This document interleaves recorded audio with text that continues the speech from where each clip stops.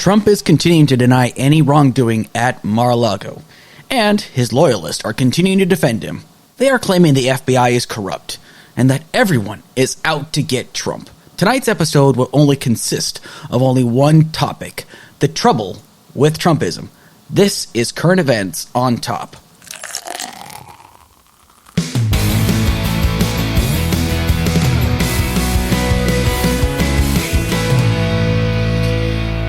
And good evening, listeners, and welcome to another episode of Current Events on Tap, not Top. Yes, I know I screwed it up. I swear I've not been drinking today.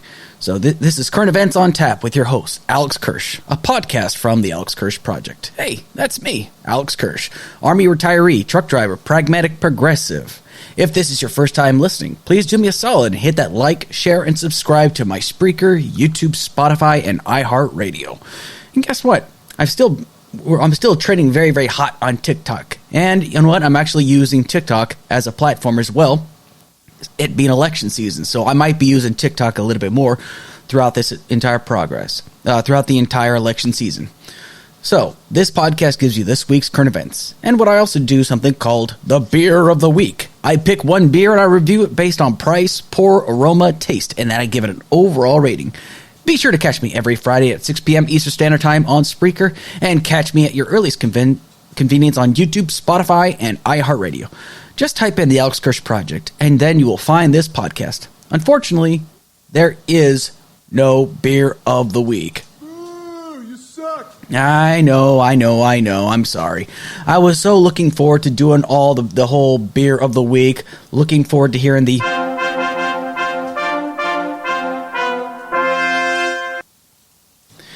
But unfortunately, I am unable to do this Beer of the Week. Reason being is because, let's just say I have a little bit of an upset stomach, and I don't think it's necessarily wise for me to consume beer while I have an upset stomach. So I do promise that I will be back with a Beer of the Week next week. But for now, I'm just going to stay with regular, just good old-fashioned water. So anyway, on to current events.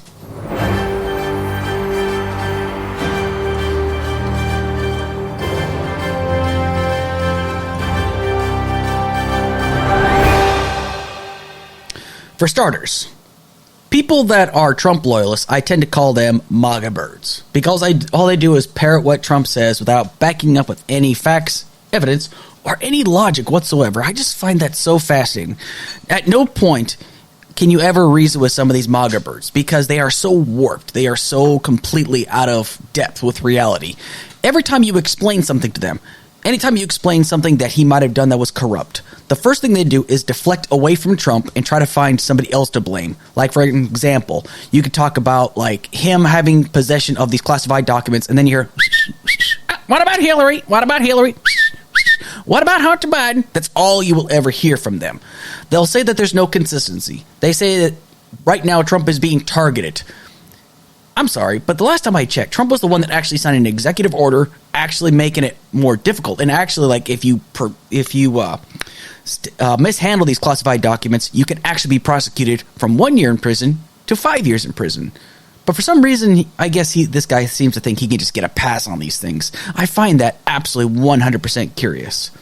But anyway, the reason why this is so very troubling, though, is because there are plenty of people that are in, higher positions, people that are considered celebrities, that just seem to have this undying loyalty for this guy. I don't know, maybe it's because they owe him a favor or something.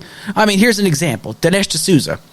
Dinesh D'Souza created a fraudumentary called 2,000 Mules, which basically is supposed to prove that the election was stolen. However, based on everything I've read about this, there's no proof to back it up whatsoever. Even former Attorney General William Barr even says that there's nothing that's proving that the election was stolen. But there are people out there that say, well, have you watched 2,000 Mules? Well, let's just get one thing straight. I am not going to spend one penny watching this fraudumentary. Now, if it's free somewhere, I'll probably watch it just so I can just rip it apart piece by piece. Because Dinesh D'Souza is one thing. He is a fraud. He is a complete and total fraud. And the only reason why he was pardoned was because he's cool with Trump. So maybe he created this fraudumentary just to say on Trump's good terms. That's a good bet right there. That's just what I'm predicting. Every time I try to challenge him on Twitter, of course, obviously because I'm such, low-hanging fruit, I guess I'm not important enough for him to respond to me, which is fine. Maybe someday him and I can have it out on Twitter. I don't know. We'll see. But I just find it so interesting how this guy, if he's so compelled, if all this evidence is so compelling, why has he not taken this to a court and sworn under oath that this is all real and all legitimate? The reason why is because all the evidence that has probably already evidence has already probably been presented. There's been 60 cases that have been brought before federal judges that were appointed by Trump, and they have all been thrown out due to a lack of evidence, or just because they have no grounding whatsoever. But yet, it's not stopping these Trump loyalists from continuing to parrot these same things. Have you watched 2,000 Mules? 2,000 Mules. That's what they want to do. They want to continue to tell you that 2,000 Mules is 100% factual evidence, but it's not. It's a fraudumentary. 100% fraudumentary. There was people that Trump endorsed this election season throughout up to the primaries. The primaries have officially pretty much come to an end. Now, there's 42 people that Trump endorsed. Here are some of the people who actually won. Excuse me. Carrie Lake. She's running for the governor of Arizona.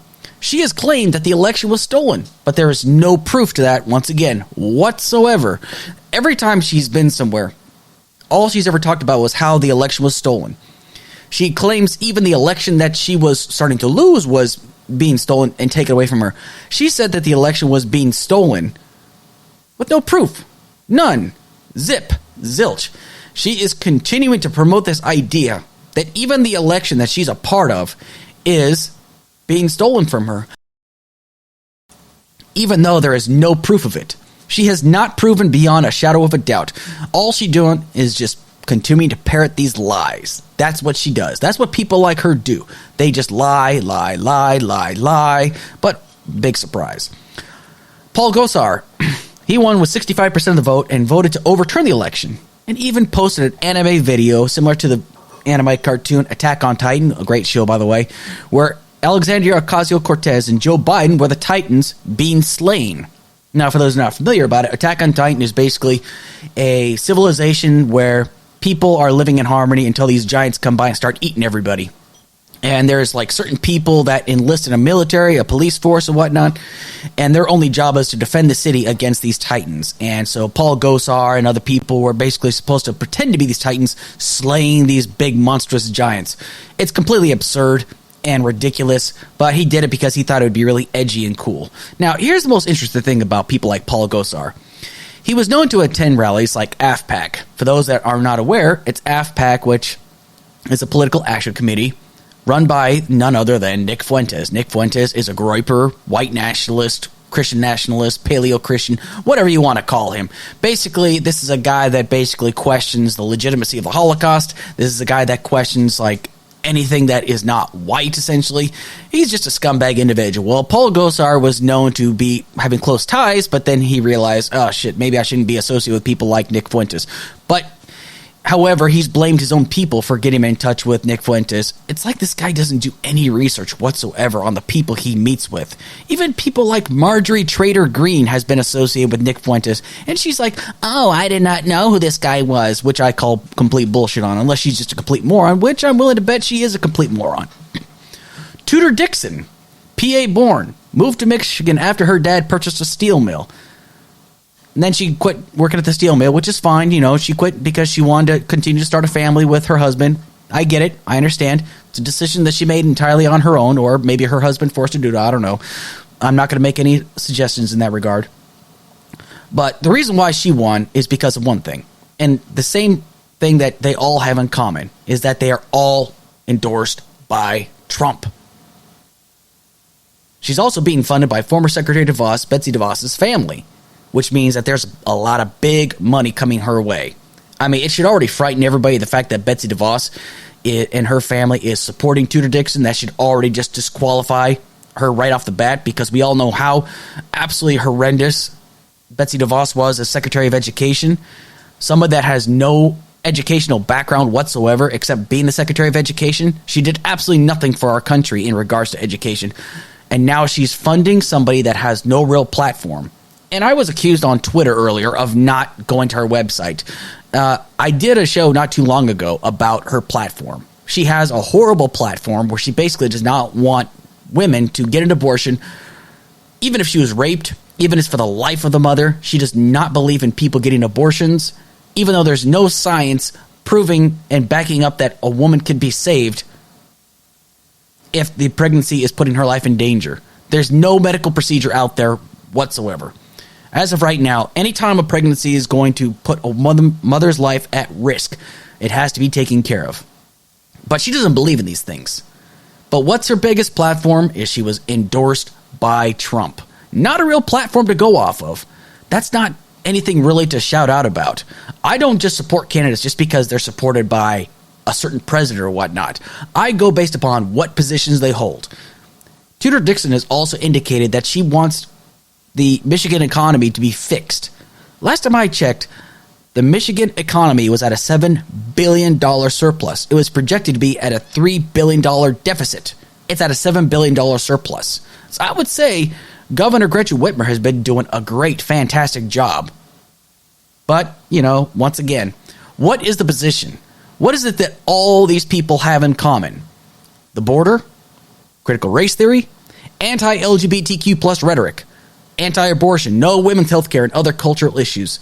Because they know that these are the issues that are going to strike at the heart of people who already have a strong distaste for the government, and people that are already somewhat heavily conservative, or, people that might be in the middle, conservative on some topics, progressive on some other topics. Who knows?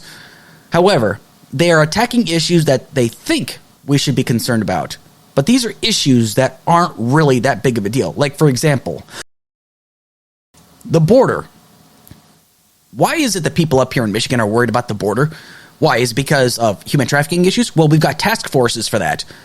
But the border is not the main issue. That's not where people, if you cut off the border or put up a wall on the border like so many people want to do, it's not going to put an end to human trafficking. Because do people not realize that traffickers always will come in by plane? They find ways around the system already. Traffickers are even here in the United States, based out of here in the United States. They seek out prey in any part of the country, in Mexico, in Canada, and all across the world. So just because you're worried about the border because of human trafficking, well, guess what? We have task forces for that. It's not just ICE that can take care of these problems. And if you're going to continue to promote this idea, a country is defined by its borders. We are defined by its borders. Not every country has a wall surrounding its border. That's the difference. But they're going to continue to promote this agenda saying how, we've got to put up this wall because we got 500,000 illegal immigrants coming into our country and they're just going to do horrible things to us. You've got no proof to back that up. It's all rhetoric. And there are people out there that are willing to believe you because that's what's important. You're going to put enough BS into your message that's going to get people scared for no reason whatsoever. That's how you got the Buffalo shooter. A person that was believed to had the idea that white replacement was real and that white people specifically, were at risk. That's why he went on his killing spree, because of examples like that. And honestly, people need to take that in consideration. This is the rhetoric that we keep talking about. They are very, very good about the rhetoric game, and we have got to do our best to counter that. They also worry about critical race theory. What is it that's so worried about critical race theory? Is it because you're actually worried about what you might find out with it? Oh, let me guess. You're saying it's Marxist ideology. I'm sorry, but last time I checked, when I looked into it, things like this, even if it could be Marxist or something like that, I don't know. I can't prove that whatsoever. But when I look into topics like this, I try to see if there's, any supporting documents to back it up with. And you know what? Sometimes there actually is. Now, I haven't read front to back entire thing on critical race theory. Why? Because it's a college level course. It's not being taught in your grade schools, even though these people will lead you to believe it's being taught in grade school. That children are being told that it's not okay to be white, which I have yet to hear about. Any teacher that tells a child that they should not be proud to be white, well, that teacher, first of all, should get fired, because no teacher should be doing something like that. However, if you're afraid of this discussion of race being talked about, well, you have to understand something. Race is something that is always talked about. You may not like it. You might get uncomfortable about it. But guess what? Some of us actually need to take the understanding as to why it might be uncomfortable. Sometimes topics like this, like our history, is a very, very uncomfortable topic. We have to be willing to understand, why is this issue so important? Why is it so important for us to understand this history? There's a lot of things that have happened in our history that we choose to ignore or we whitewash over, and we choose to ignore it. And that's a damn shame, because there's a lot of good things we did in our history, but there's a lot of bad things we did in our history too. Those who do not study history are destined to repeat it. Now, I recall a lot of conservatives saying this quite a bit, and they are 100% correct. However, why is it now that certain red states, like in Texas, they are pulling the Diary of Anne Frank because they say it has suggestive LGBTQ plus material and female genitalia? That's a crock of crap, honestly. This is exactly the things we are talking about. There's nothing wrong with reading the Diary of Anne Frank. There's also nothing with reading about all the other contributions that every other race in this country has contributed to the building of this country, because it wasn't just built by white people. It was built by every nationality that you can think of. Let alone the fact for us learning about like what we might have done to the indigenous people. Yeah, it sucks learning about this. These things are very humbling, but honestly, we have to be taught these things. But the conservative base, the Trump loyalists, don't want us to learn about these things. They want us to learn about the sunshine and butterflies where America was always the good guy. That's the stuff they want us to hear about. That's the kind of history they want us to be taught. They don't want people to learn about the bad parts of our history, which I think is an absolute shame. Listen, if the Germans are willing to teach their history and take people to concentration camps like in Dachau and teach them this is what happened, it should never happen again. We should be doing the same damn thing in this country. But there are some people that are just too hard-headed. They're too afraid of sharing the history of this country. And predominantly, most of these people have to be on the conservative side. Hell, I would hold the same standards to the progressives if they did something really screwed up. But as of right now, the onus is on those that want to pull history and don't want history to be taught properly. They also want to push this anti-LGBTQ plus rhetoric, talking about how the LGBTQ plus are grooming our children. Listen, if you want to hold people accountable for grooming children in a negative sense, then absolutely hold them accountable.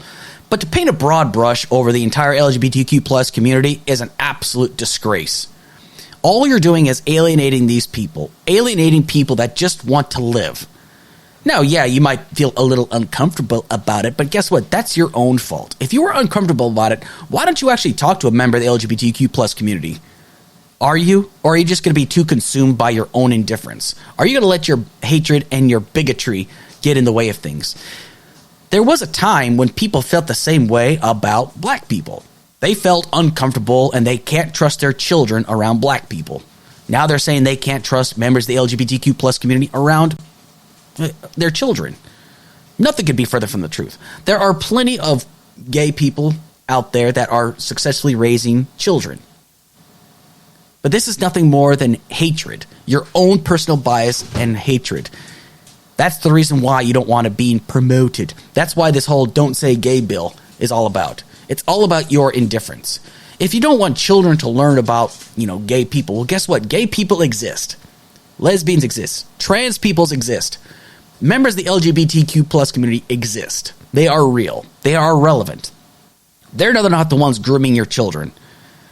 I would actually be more worried about children that are being groomed that the world was 6,000 years old, because once they get out into the real world, they're going to realize, oh, hell, I've been told these things wrong all along.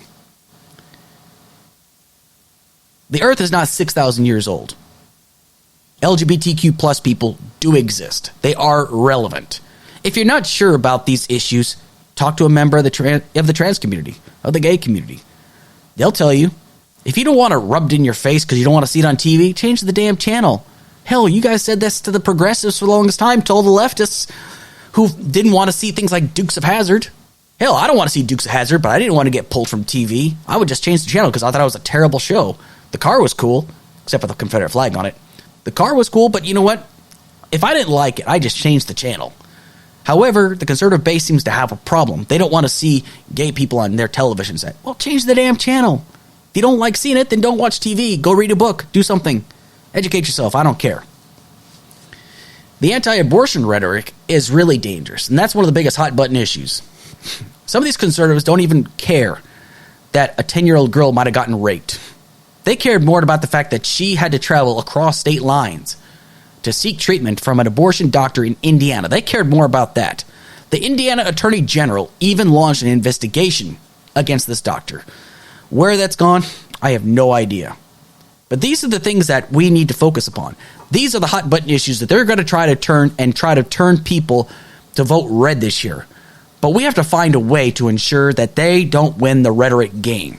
But as of right now, the Republican base is continuing to win the the rhetoric game. Now, these are the 8 Republicans who lost their primary election. And a lot of them had to do with the fact that they decided to go against Trump.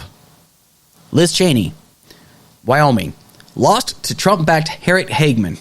Now, this woman is absolutely frightening. She looks like the Joker, honestly. Now, first things first. When I watched the debate between Liz Cheney and Harriet Hageman did not have any successful platform. She just talked about how the election was stolen, how Liz Cheney didn't do anything to basically back Trump up on this. Well, first things first. Liz Cheney, I am not a big fan of, but she doesn't owe her allegiance to any frickin' buddy. Not even to Trump, not to anybody in her party. Anyway, Harriet Hageman went on Fox News on Hannity and lied about how Liz Cheney did not call her to concede. All she said was, "Hey, Harriet," and then hung up the phone. That was the end of the phone call.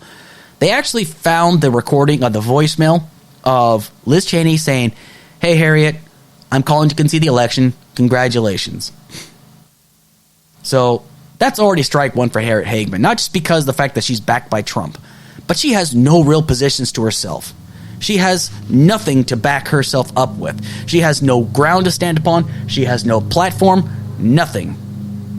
Liz Cheney backed 90% of what Trump wanted while he was president. But this time, Liz Cheney chose to back the law. She chose to support the Constitution, and she put her country ahead of the party. And she paid for it. But guess what? Her integrity is still intact. Her integrity is sound.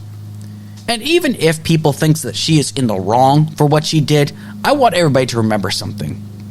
She still is willing to she bet her job to prove that Trump was complicit in the January 6th insurrection. Peter Meyer of Michigan lost to Trump-backed John Gibbs. Another guy. No platform. Nothing. He's got nothing to back him up except the fact that he was backed by Trump. Jaime Herrera Butler, Washington, lost to Trump-backed Joe Kent, who's continued to spread lies about the 2020 election. There's Dan Newhouse, Tom Rice, David Valadao from California, and Adam Kinzinger from Illinois. Adam Kinzinger is a veteran and still in the reserves. And yet people say that he is not a real patriot because he did not back Trump. Now, I want everybody to understand something. That is a real problem. The fact that people are wondering, wait a second, why isn't this guy not backing Trump? You all need to remember something. When you are in a political position, you might not look good for your party if you don't back your president all the way. But you know what? Your principles are more important than your loyalty to one person. And as Theodore Roosevelt once quoted, patriotism means to stand behind the country. It does not mean to stand behind the president or any elected official. How powerful of a statement is that? And how much does that apply to this day? Liz Cheney and all these other Republicans that voted to impeach Trump and also have decided to carry through with this January 6th commission are people that chose the country and the Constitution over their loyalty of one guy, one person. That is what we are facing right now. People that blindly support Donald Trump are a part of the problem. They are not the solution. But it gets worse. There are people that are even on Twitter. These MAGA birds on Twitter. Bridget Gabriel. Talk about the FBI's credibility. She says, calling into question the FBI's credibility is not the same as attacking them. I will never blindly support the government. But yet she blindly supports Donald Trump. That's what she does. That's the kind of things that Bridget Gabriel does. I have never ever seen her call anybody else out or support anybody else quite like she supports Donald Trump. But she doesn't have a reason as to why she supports him. She just does. Why? Because she wants to stay in good favor. I just want to know what it is exactly that is so appealing about Trump. Why is it that so many people like this guy? I mean, does he give them money? I don't know how. The guy's morally bankrupt and broke, probably. Marjorie Taylor Greene, once again. She wants the FBI to be defunded, which I think is so interesting because I seem to recall her not wanting the police to be defunded. Even though I didn't call for the defunding of the police, I just wanted there to be some damn accountability to the police. But she wants the whole FBI defunded. She wants it all taken. She wants and dismantled. Okay, let's just take for the fact that Marjorie Taylor Greene is a complete imbecile. But does she not understand what could happen if you defund the police and you dismantle... No, not the police, but the FBI, and you dismantle the FBI? What actually happens? All investigations that are being done that are not just about their God Emperor Trump, but we're talking about human trafficking cases, drug smuggling cases, weapons trafficking cases, kidnapping cases that the FBI are in charge of. They want this dismantled because their God Emperor is not above the law. A warrant that was approved and signed off on by a magistrate, that was approved by the director of the FBI, approved by the attorney general, but yet the FBI is corrupt. Makes perfect sense, right? But it gets worse. She was seen at CPAC not too long ago, inside of a makeshift jail cell with political activist Brandon Straka, who was portraying himself as a January 6th political prisoner. He wore the orange jumpsuit and everything, was shedding little tears, shedding little tears for all the January 6th insurrectionists who are in prison for something they frickin' deserve to be in prison for inciting a riot and interrupting a session of Congress, threatening the lives of people that were just doing their jobs, certifying the election, to include the last vice president of the United States, Mike Pence, a guy I don't even like, but he stood his ground as well. Can't say the same about Trump. That guy wouldn't stand his ground for anything. That dude will throw anybody under the bus, I'm telling you. But I'm going to get to that in a second. But here's what's craziest about people like Marjorie Taylor Greene. She claims to be a Christian nationalist and is proud of it. She has continued to spread this idea that Christian nationalism is under attack, as are white men. There's no proof of that whatsoever. Christian nationalism. What is Christian nationalism exactly? Well, they claim to say that the entire country needs to be under Christian law, essentially. Guess who also believed in the same things? Oh, they're a little something called the Ku Klux Klan. And before anybody says, oh, well, those were Democrats, I'm going to give you all a little brief history lesson. Something I've had to do many, many, many times. Yes, back then, the Democrats were what? The Confederacy. I agree with that. Nobody is denying this. However, if you go to a Trump rally or a conservative rally, especially places in the South, you're going to see Confederate flags in some parts. You could probably throw a rock and see somebody that wears a hat that says, I'm a born rebel, to hell with the government. You'll see people on the conservative side that will always say, well, you've always got a little bit of rebel in you. You'll see people that on the conservative base that defend Confederate statues. You'll see people that defend, Stonewall Jackson, say things like Robert E. Lee was a great general. I mean, you'll see this all over the place. You could go throw a rock in the conservative South and you'll find Confederate people all over the place. People that have the rebel flag saying, I'm a proud rebel. Now, I've asked the question before. I asked, so what you're trying to tell me is that the Confederacy is a conservative idea because they believe in states' rights to own slaves, mind you, but states' rights, traditional values, fearful of change because they were fearful of how Lincoln was being a little bit too oppressive. And I've been told, yes, that's correct. Okay, I'll accept that. So after the surrender of Appomattox Courthouse of the Confederacy, offshoots of the Confederacy went to Kentucky and Tennessee and formed the Ku Klux Klan with Nathan Bedford Forrest, a Confederate general, being the first Grand Wizard of the Ku Klux Klan. I mean, correct me if I'm wrong, but if the Confederacy was a conservative idea, then therefore the Ku Klux Klan is a conservative extremist idea. But yet, they don't want to have those conversations. But I'm just saying, it's a conservative extremist idea. I'm not saying conservatives are the Ku Klux Klan, but conservative extremists have more in common with the Ku Klux Klan than they realize. So conservative nationalism, belief that the conservative base, that the idea of an entire Christian nation where the entire United States needs to fall under Christian law, essentially, is Christian nationalism. That's what they want. And then she talks about the idea of preserving the white race, that white men are under attack.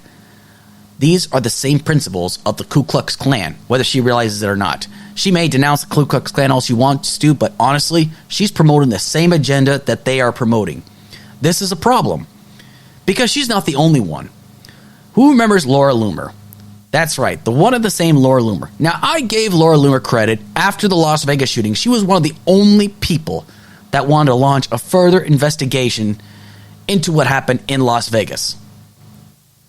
That was about the only good thing she did. But after she got denounced on Twitter, she handcuffed herself and threw away the key outside the headquarters of Twitter, and even was seen falling asleep there. But even she believes in Christian nationalism, even though she's Jewish. How stupid do you have to be? Because the Ku Klux Klan hates Jewish people. But how stupid do you have to be to believe that Christian nationalism is the way to go, even though she's Jewish? There are people that are Christian nationalists that don't want Jews in their organization. Now they'll say, "Oh, we don't want to force you to not be Jewish anymore, but we just don't want you in our club." This is the very definition of racism. This is the very definition of what divides this country, as of brain-dead people like this. And this is dangerous. This is why we have to fight back against it.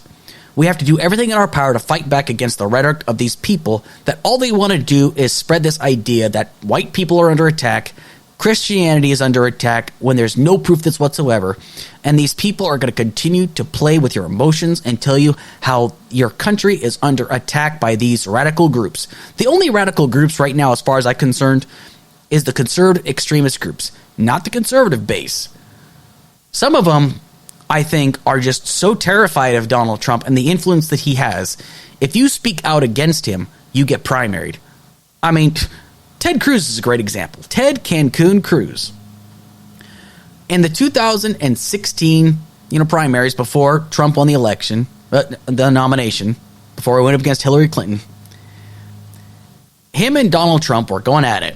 And Donald Trump insulted Ted Cruz's dad and insisted that his dad was possibly behind the death of JFK, the assassination of JFK, and also insulted Ted Cruz's wife. Now, Ted Cruz used to say bad things about Trump, but the second that he won the nomination, that dude was all up in Trump's ass. That man loves himself some Donald Trump, refuses to denounce him, refuses to go on the offensive, because he knows if he does, that's it. That's the end of his political career, and then they're going to bring somebody else in that will support Donald Trump and not Ted Cruz. This is why Ted Cruz is a coward. And anybody else that blindly supports Donald Trump, because whether it's out of blind loyalty or whether it's because you're afraid of him, you're just a coward, plain and simple. Now, if you truly believe that Donald Trump is the Messiah, or he's the greatest thing that's ever happened to our country, yes, I'm going to say you're blind. You're a blind, loyal person. Your loyalty to one person, and over what? Because he's an outsider? Because he's a successful businessman? I've been studying Donald Trump for a long time now. There are some people that know more about Trump than I ever will, and that's okay. But the things I've studied about Trump is the one thing that's very consistent. He never takes responsibility for any of his actions. He always blames other people for his shortfalls. But when things are going his way, he takes credit for everything, saying, "Oh, look how smart I am." He will never ever give credit to the people that actually put forth the effort. He claims to be a Christian, claims to love the Bible. He says it's his second favorite book, but he can't quote one verse out of the Bible.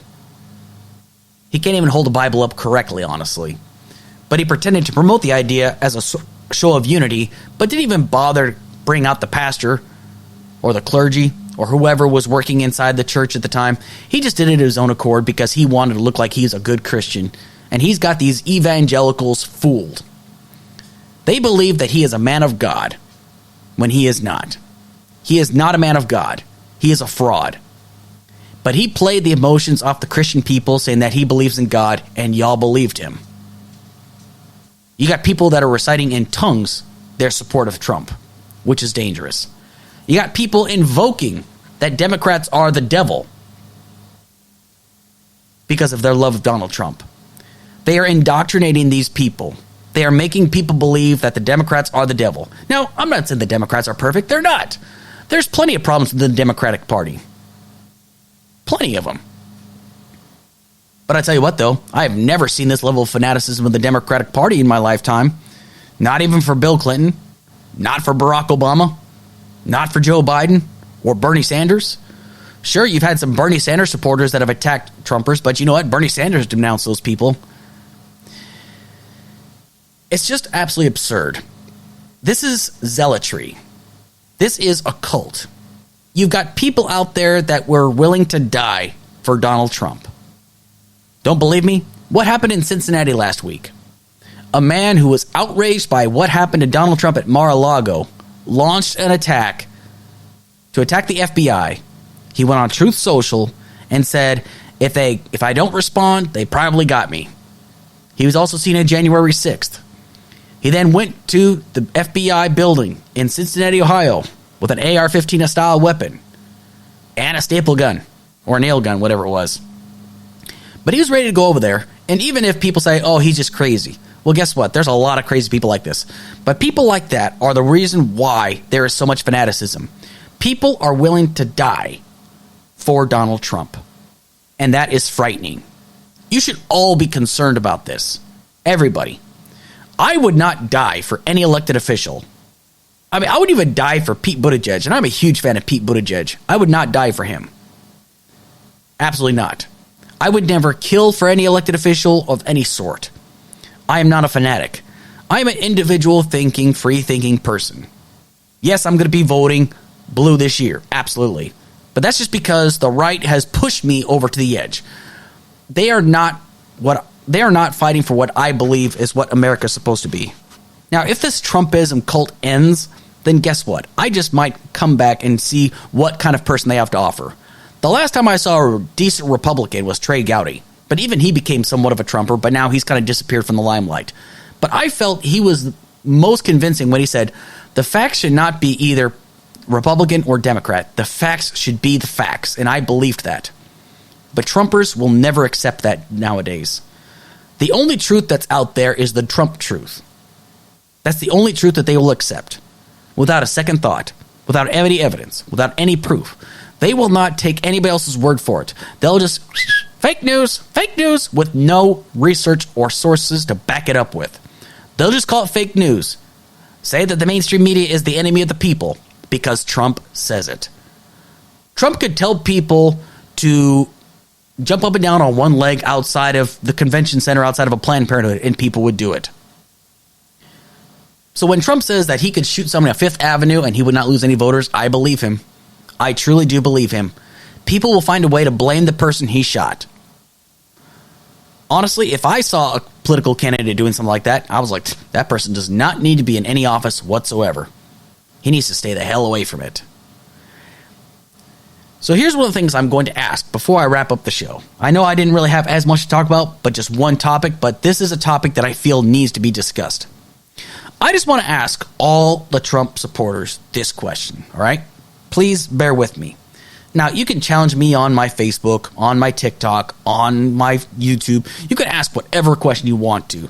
You can deflect. You can hide. You can just say, oh, well, you just hate Donald Trump because, you know, you're a goofy liberal and shit like that. You can say whatever you want to. I don't care, okay?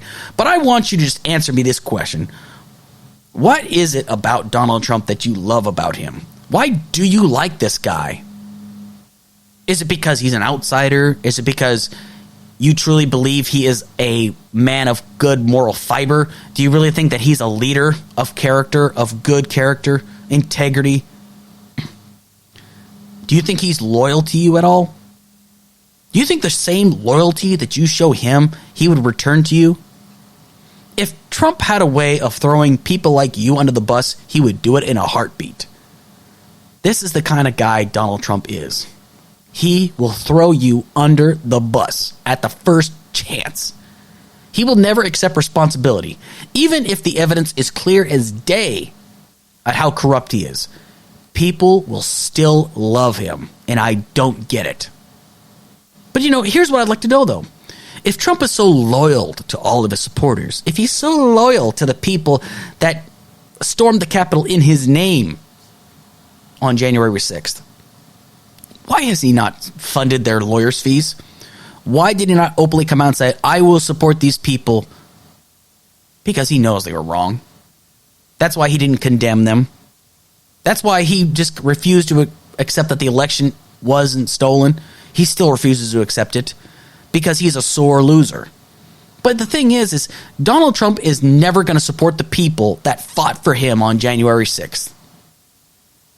Yeah, he'll say, oh, Ashley Babbitt was murdered, even though it wasn't murder. A barrier was broken down that was separating that mob from Mike Pence, and that Capitol Police officer took action, and she died. It's that simple. But why hasn't Donald Trump done anything about these people that are now in prison because of him?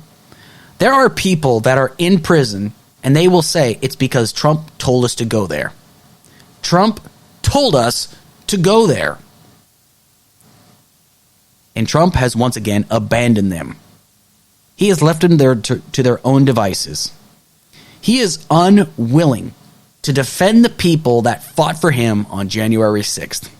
Trump will not defend anybody if he thinks that you are dead weight to him. Trump will not defend anybody that makes him look bad, obviously. But Trump will love those that love him back until he realizes that you are just beyond saving. Trump has no character. He has no morality.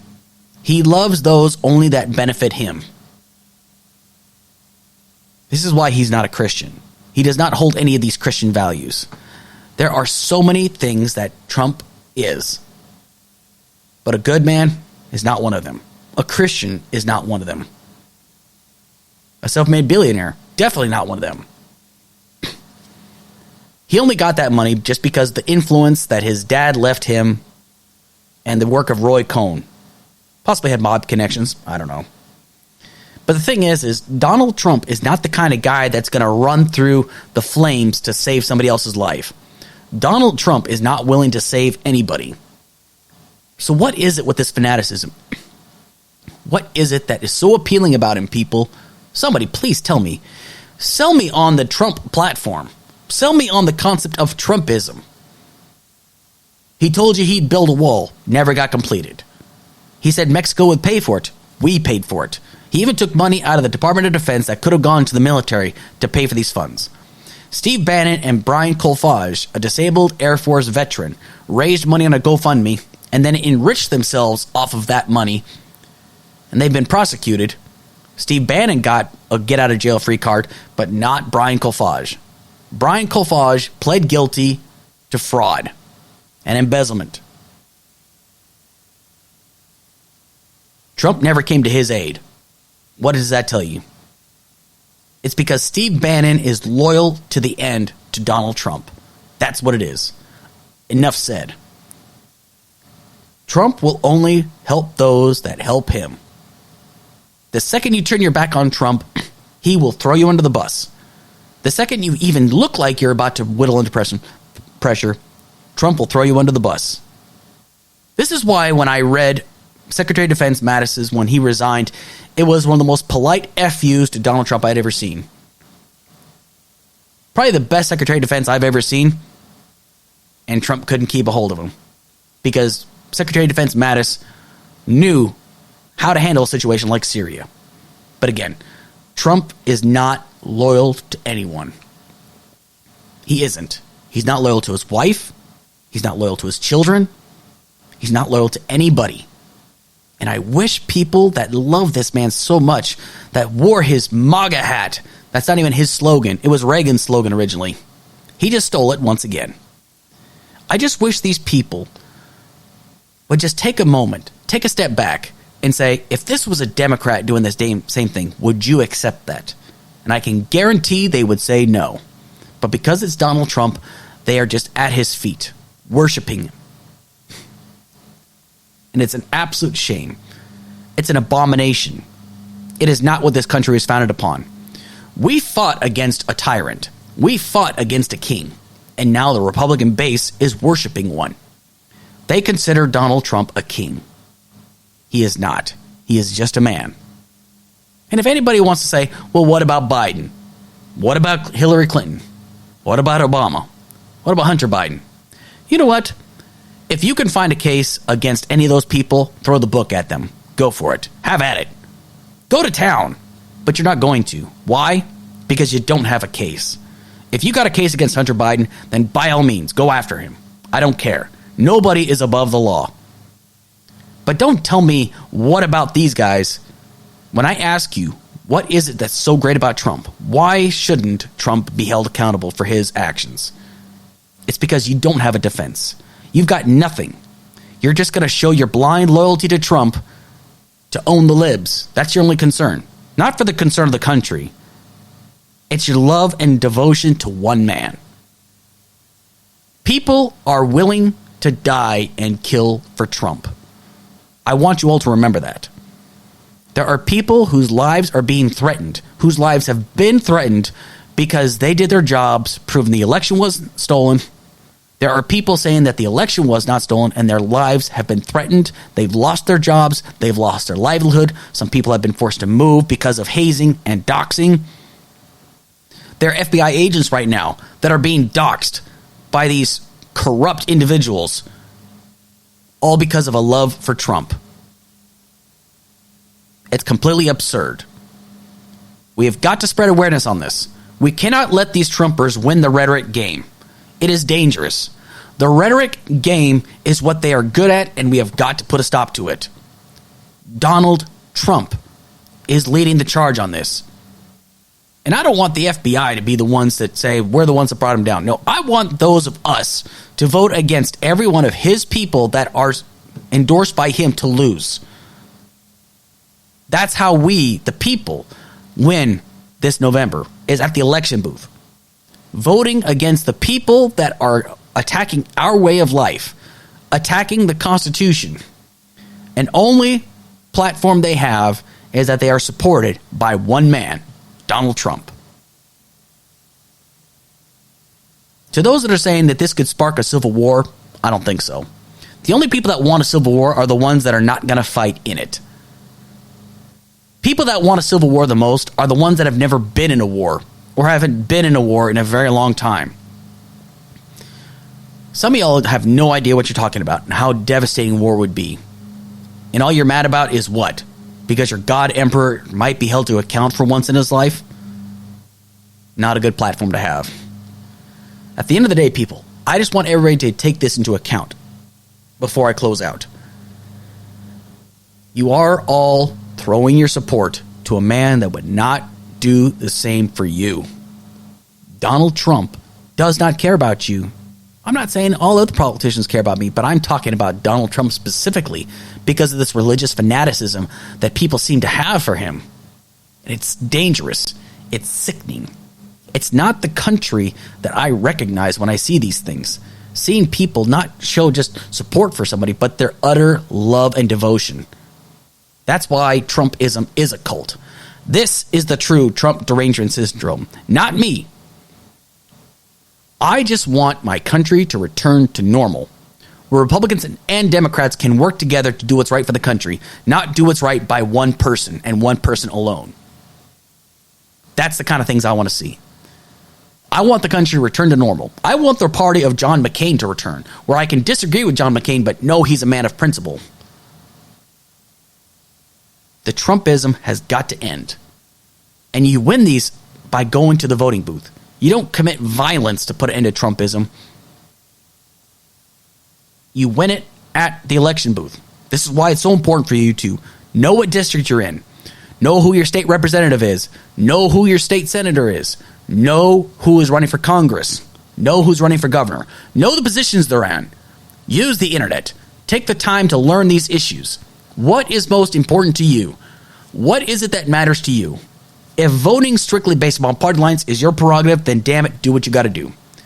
But it's important for people to educate themselves, because an informed populace is an educated populace. And an educated populace is exactly what we need more of. Not people that are just parroting what they've heard from somebody else's cousin and their brother. Take the time to learn the issues. And if you don't believe a word I'm saying about Donald Trump, I want you to check every single one of these topics that the topic that I covered in each section, and tell me I'm wrong. This is a very important election. That's why I'm getting so involved right now. I am willing to stick my neck out there even further, because this Trumpism is an absolute cancer, and it is a problem within our country. And it might sound divisive for me to say things like that, but it is. It's dangerous.